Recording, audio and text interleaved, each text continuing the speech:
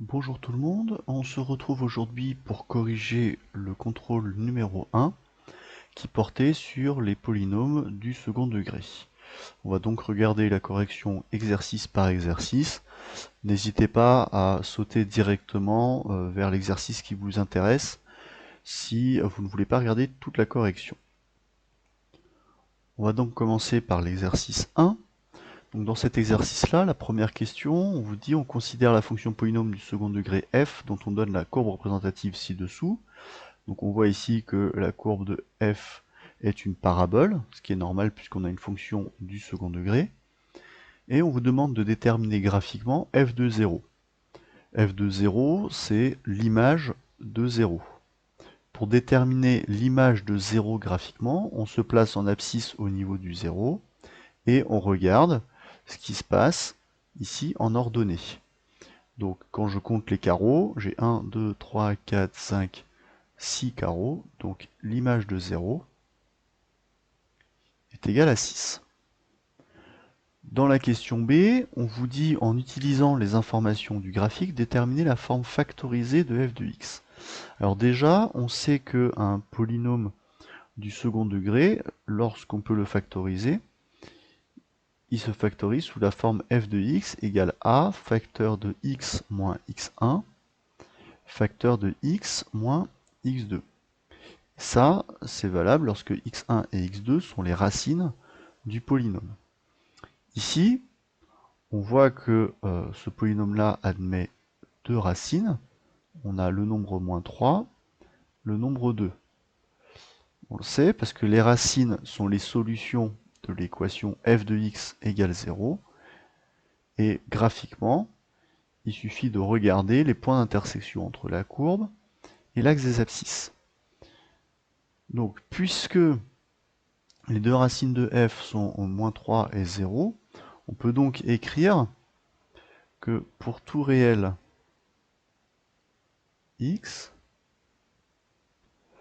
on a f de x qui est égal à a, donc je reprends cette formule-là, et je remplace x1 par moins 3 et x2 par 2, donc c'est a, facteur de x moins moins 3, hein, puisque j'ai le moins qui est ici, et le moins du moins 3 pour x1, facteur de x moins x2, et x2 est égal à 2. Donc on a a, facteur de x moins moins 3, facteur de x moins 2. Je simplifie un peu cette parenthèse ici. J'ai a, facteur de x plus 3, facteur de x moins 2. Bon, le problème c'est que là, on n'a pas encore déterminé complètement la forme factorisée, puisqu'on a besoin du nombre a. Donc, je sais que f de 0 est égal à 6. Donc, puisque f de 0 est égal à 6, ça veut dire que je peux remplacer x par 0 dans l'expression factorisée ici.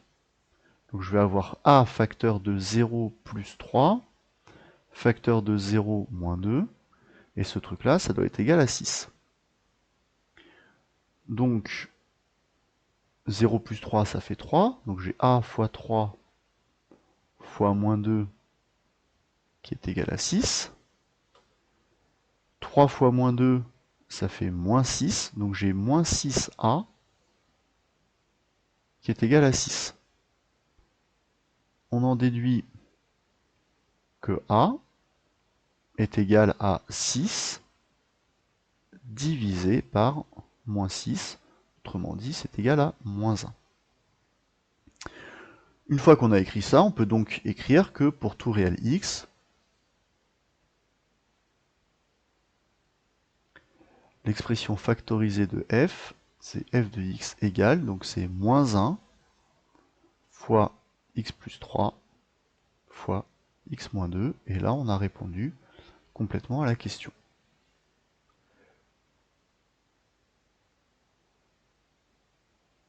À partir de là, la question C devient évidente, puisqu'on nous demande d'en déduire la forme développée.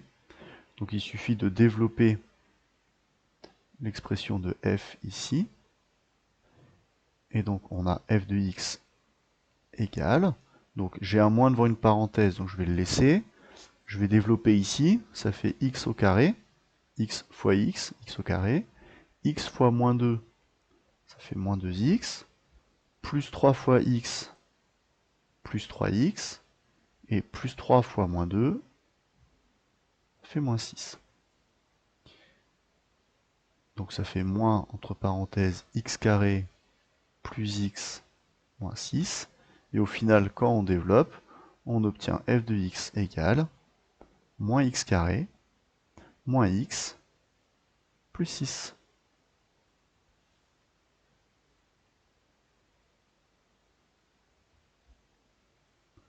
Voilà, c'est terminé pour la question 1. On a donc ici utilisé l'image de 0 et les deux racines de f pour déterminer la forme factorisée de f de x, et à partir de la forme factorisée, on peut en déduire la forme développée. On passe donc maintenant à la question 2.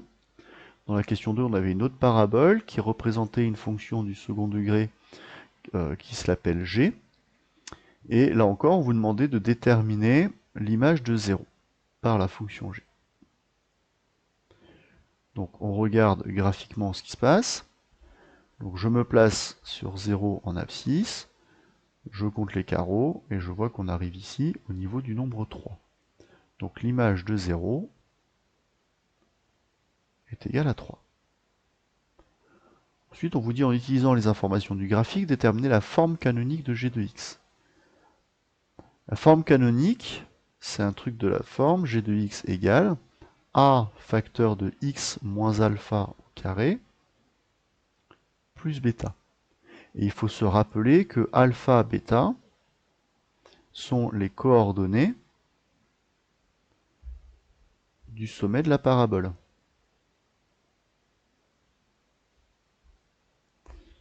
Et donc là, ça tombe bien, puisqu'on connaît les coordonnées du sommet, on peut les lire graphiquement. Et on constate ici que le sommet a pour coordonnées moins 2 en abscisse, 1 en ordonnée. Donc là, on peut écrire que le sommet a pour coordonnées moins 2, 1.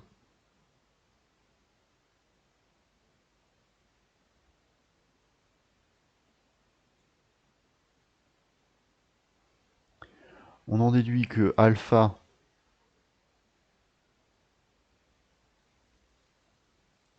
est égal à moins 2 et bêta est égal à 1. Donc, pour tout réel x,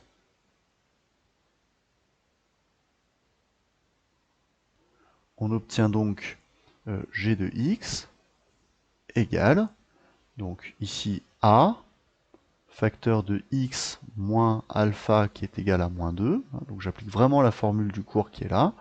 X moins moins 2 au carré, plus bêta, mais bêta je sais que c'est égal à 1, donc je vais remplacer bêta par 1. Je simplifie un tout petit peu, ça me donne a facteur de x plus 2 au carré, plus 1. Comme tout à l'heure, il nous faut déterminer maintenant le nombre a. Je sais que g de 0 est égal à 3. Donc puisque g de 0 est égal à 3, alors g de x est égal à a facteur de 0 plus 2 au carré plus 1. Pardon. Ici c'est g de 0 qui est égal à ça. Donc ici, 0 plus 2 au carré, ça fait donc 2 au carré, ça fait 4. Donc j'ai 4a plus 1. Ça, c'est égal à l'image de 0. L'image de 0, c'est 3. Donc 4a plus 1 est égal à 3. Je soustrais 1 de chaque côté de l'égalité. Il me reste 4a à gauche. Il me reste 3 moins 1, donc 2 à droite. Et enfin, je divise par 4 de chaque côté. Il me reste donc 2 quarts que je simplifie naturellement en 1 demi. Donc pour tout réel x,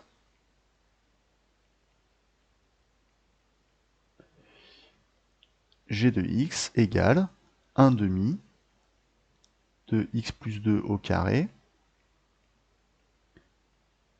plus 1. Si je continue directement avec la question C, on me demande de développer. Je développe l'identité remarquable ici. J'ai donc x carré plus 2x. J'ai fait une erreur. Plus 4 plus 1. Alors c'est x carré plus 2 fois 2x. Je vous rappelle l'identité remarquable que j'utilise ici. C'est a plus b au carré.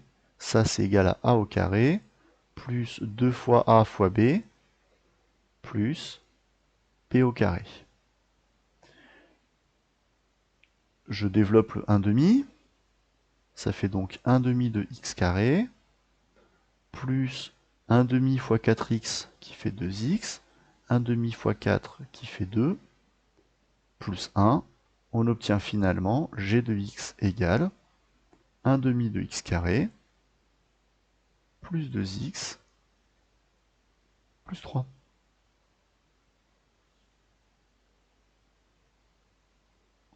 Et on a donc ici l'expression développée.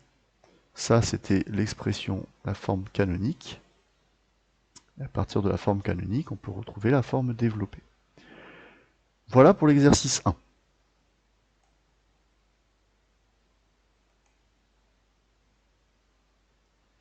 Dans l'exercice 2, on vous donnait plusieurs affirmations. Il fallait dire si chacune d'entre elles était vraie ou fausse.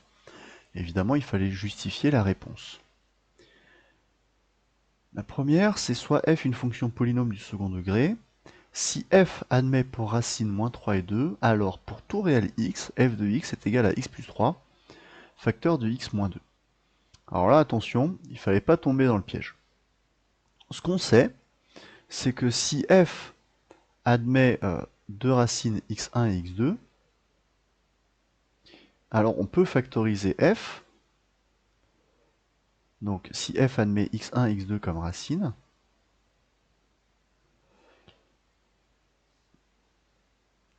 alors on peut écrire que f de x est égal à a facteur de x moins x1 facteur de x moins x2.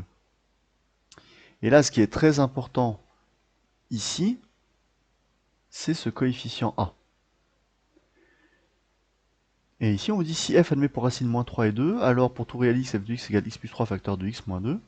Ben, le problème, c'est que ici, on prend le cas particulier où a est égal à 1. Alors c'est vrai, cette fonction-là admet pour racine moins 3 et 2. D'ailleurs, ici, j'aurais dû mettre un S. Bon. Sauf que c'est pas dans ce sens-là qu'on est en train de dire. On n'est pas en train de dire est-ce que cette fonction admet pour racine moins 3 et 2. On est en train de dire si j'ai une fonction qui a pour racine moins 3 et 2, est-ce que forcément la fonction s'écrit comme ça? Eh ben non, l'affirmation est fausse. L'affirmation est fausse. Par exemple, je peux très bien avoir f de x égale 3 facteur de x plus 3 facteur de x moins 2. Ça marche. Cette fonction-là, elle admet bien comme racine moins 3 et 2. Et pourtant, elle ne s'écrit pas comme ça. Je pourrais très bien prendre la fonction g de x égale moins 5 facteur de x plus 3 facteur de x moins 2. Ce n'est pas la même fonction, mais ces deux fonctions-là ont les mêmes racines. Donc il fallait bien lire la phrase dans le bon sens. Si j'ai moins 3 et 2 comme racine, alors c'est faux de dire que la fonction s'écrit forcément comme ça. Il peut y avoir une infinité de possibilités. On passe à la question 2. Dans la question 2, on vous dit soit g la fonction définie sur R par g de x égale x plus 1 au carré moins x moins 3 au carré, et on vous dit que l'affirmation g est une fonction polynôme du second degré. Ça peut paraître vrai parce qu'il y a des carrés, et donc on pourrait penser qu'il y a du x carré qui va apparaître et qui va rester dans l'expression de g de x. Mais si on développe, si on regarde ce qui se passe pour tout réel x, g de x, c'est donc égal, je vais recopier l'énoncé, à x plus 1 au carré moins x moins 3 au carré.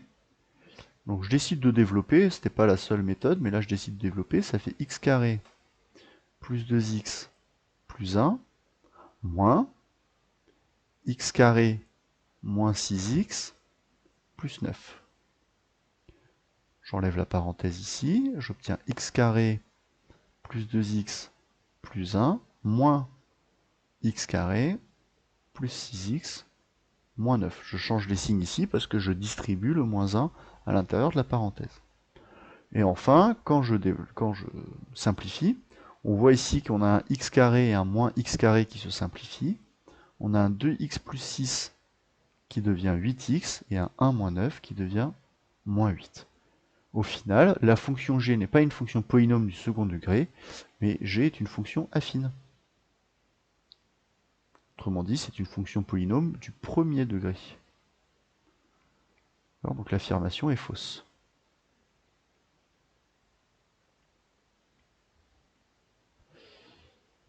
Voilà, donc évidemment, il fallait développer correctement et ne pas faire d'erreur. Question suivante.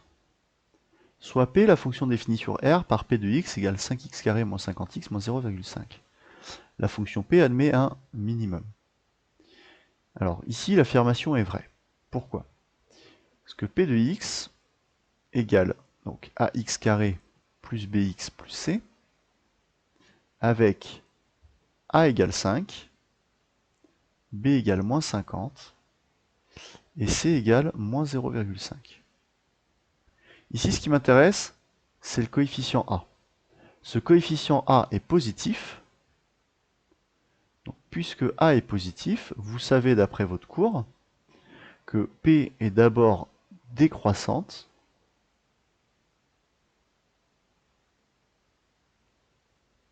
sur un certain intervalle, mais on n'a pas besoin de le savoir lequel ici, puis elle est croissante.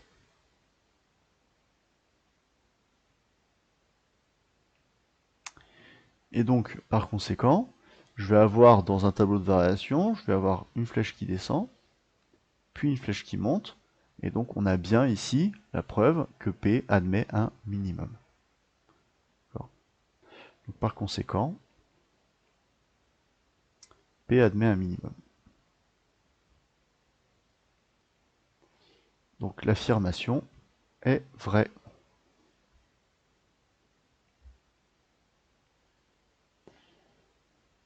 On passe à l'exemple suivant, la question suivante, la question 4, soit h la fonction définie sur R par h de x égale 2x carré moins 3x plus 4. La parabole représentative de la fonction h a pour sommet le point de coordonnées moins 3, 4. On l'a vu dans l'exercice 1. Si h a pour sommet le point de coordonnées moins 3, 4, alors on pourrait écrire h de x comme étant égal à a facteur de x moins alpha au carré plus bêta avec alpha égale moins 3 et bêta égale 4. Autrement dit, ce serait a facteur de x moins moins 3, ce qui fait donc x plus 3 au carré, plus bêta qui est égal à 4. Ici, le nombre a, je ne l'ai pas écrit là, mais on le connaît, hein, ça devrait être 2. Donc, si j'écris 2, je développe facteur de x carré plus 6x plus 9 plus 4. J'obtiens 2x carré plus 12x. 2 fois 9, 18. 18 plus 4, 22. On n'obtient pas du tout l'expression qui nous est donnée dans l'énoncé. Donc l'affirmation est fausse. Voilà. C'est terminé pour l'exercice 2. N'hésitez pas à poser des questions en commentaire si vous en avez. Et on passe maintenant à l'exercice 3.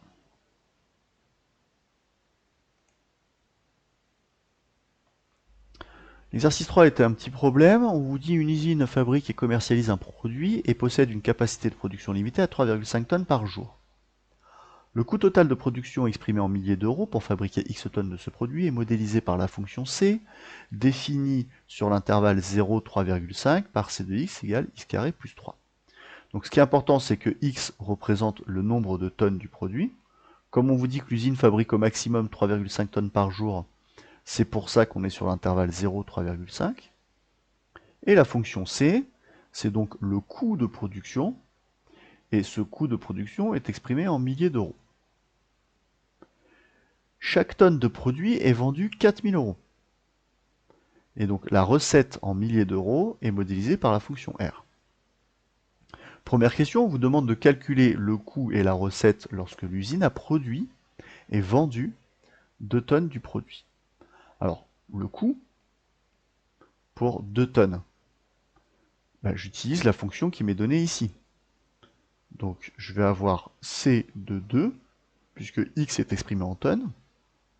C de 2 est égal à 2 au carré, plus 3, ça fait 4 plus 3, ça fait 7. On n'oublie pas que le coût est donné en milliers d'euros. Donc au final, quand j'écris 7, c'est 7 milliers d'euros, bien 7000 euros. Donc pour 2 tonnes du produit, le coût est de 7000 euros. Donc le coût de production de 2 tonnes est 7000 euros. Bon, on demande ensuite la recette. La recette, on vous dit, c'est 4000 euros par tonne. Vu que j'ai vendu 2 tonnes, je fais 4000 fois 2 égale 8000. Donc ça, c'est la recette. Donc si je vends 2 tonnes du produit, si l'usine vend 2 tonnes du produit, la recette est 8000 euros. On vous demande dans la question B d'en déduire le bénéfice réalisé. Alors il faut savoir évidemment que le bénéfice, c'est égal à la recette moins le coût. D'accord ? Le bénéfice, en gros, c'est ce que l'on gagne après avoir retranché tout ce que l'on paye. Donc ici, l'usine a gagné 8000 euros, mais elle a payé 7000 euros. Donc le bénéfice total est donc de 1000 euros. Question 2. On note R de x, l'expression de la fonction R, lorsque x est exprimé en tonnes. Et on rappelle que R de x est donné en milliers d'euros. Donc c'est ce qui est écrit ici. Sans justifier, déterminer R de x. On voit ici que pour calculer la recette pour 2 tonnes, j'ai fait 4000 fois 2. Parce que 1 tonne est vendue 4000 euros. Si c'était 3 tonnes, j'aurais fait 4000 fois 3. Donc en gros, pour x tonnes, il suffit de faire 4000 fois x. Donc pour tout x appartenant à l'intervalle 0, 3,5, R de x serait égal à 4000 fois x. Seulement, puisque la recette est donnée en milliers d'euros, ça veut dire que le résultat, ce sont des milliers d'euros. Dans ce cas-là, on ne va pas écrire 4000 fois x, on va écrire simplement 4 fois x. Puisqu'en gros, ce sont 4 milliers d'euros fois x. Et donc, il fallait trouver ici 4x. Donc, je sais que le coût est égal à x au carré plus 3, mais maintenant je sais que la recette est égale à 4x. L'idée, c'est de déterminer le bénéfice. Alors, si on regarde les questions suivantes, la question 3, on vous dit la fonction B modélise le bénéfice réalisé en milliers d'euros lorsque l'usine produit et vend x tonnes du produit. Démontrer que pour tout x appartenant à l'intervalle 0, 3,5, b de x est égal à 3 moins x facteur de x moins 1. On va déjà commencer par calculer l'expression de b de x. Ce que l'on sait, c'est que le bénéfice, c'est égal à la recette moins le coût. Donc, on a b de x égale la recette moins le coût. La recette, on l'a vu dans la question précédente, on sait que c'est égal à 4x. Le coût, on sait que c'est égal à x au carré plus 3. Je pense bien à mettre des parenthèses puisqu'il y a un moins ici.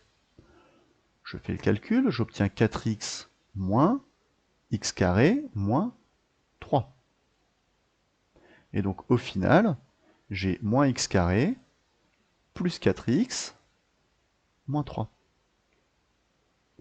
Ça, c'est le bénéfice. Ça ne correspond pas à ce qui est écrit ici. Ce qu'il suffit de faire, c'est développer l'expression qui est là et voir si on arrive à l'expression qu'on a trouvée ici. Donc pour tout x appartenant à l'intervalle 0, 3,5, Donc 3 moins x facteur de x moins 1, c'est donc égal à 3 fois x qui fait 3x, 3 fois moins 1 qui fait moins 3, moins x fois x qui fait moins x carré, et moins x fois moins 1 qui nous donne plus x, parce que je multiplie moins x par moins 1. 3x plus x, ça fait 4x, et quand j'ordonne tout ça, au final j'obtiens moins x carré plus 4x moins 3, et ça, c'est justement l'expression qu'on avait trouvée pour le bénéfice. Donc c'est terminé, on a bien démontré que le bénéfice se factorisait sous cette forme-là. Grâce à la factorisation, on nous demande de dresser le tableau de signes de la fonction b sur l'intervalle 0, 3,5. Donc on va commencer par déterminer ici quand est-ce que b de x s'annule. Donc b de x égale 0 si et seulement si 3 moins x égale 0, ou bien x moins 1 égale 0. Ce qui nous donne les deux solutions, x égale 3, ou bien x égale 1. À partir de là, je peux dessiner le tableau de signes, en faisant bien attention qu'on me demande le tableau de signes entre 0 et 3,5. Je place les deux racines ici, donc 1, 3. Sur la première ligne, je vais mettre 3 moins x. Sur la deuxième ligne, je vais mettre x moins 1. Et enfin, sur la dernière ligne, j'ai le bénéfice.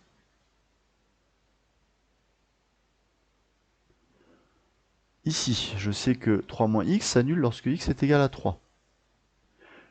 Ici, j'ai l'expression d'une fonction affine dont le coefficient directeur est négatif. Donc je sais que cette fonction affine est décroissante. Donc si elle est décroissante, on va avoir plus, plus, moins.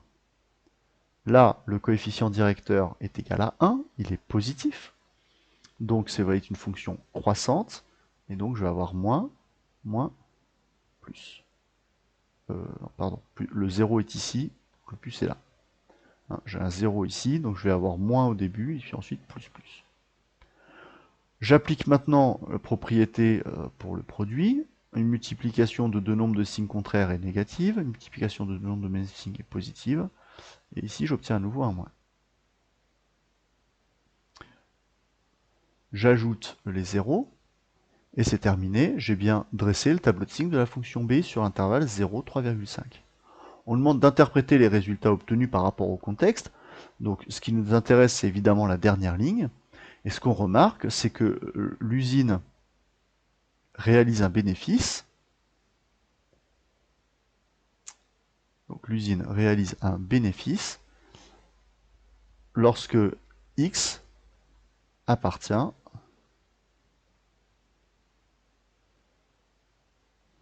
donc réalise un bénéfice lorsque X appartient à l'intervalle 1, 3. Donc lorsque, alors je vais mettre lorsqu'elle produit et vend entre 1 tonne et 3 tonnes de produits. Voilà. Donc ça conclut ici l'exercice 3, ça conclut le contrôle. Vous voyez que c'était des techniques assez simples, donc n'hésitez pas à revenir vers moi si vous avez des questions, s'il y a des points qui vous paraissent pas très clairs, et on se retrouve bientôt pour une prochaine correction. Au revoir.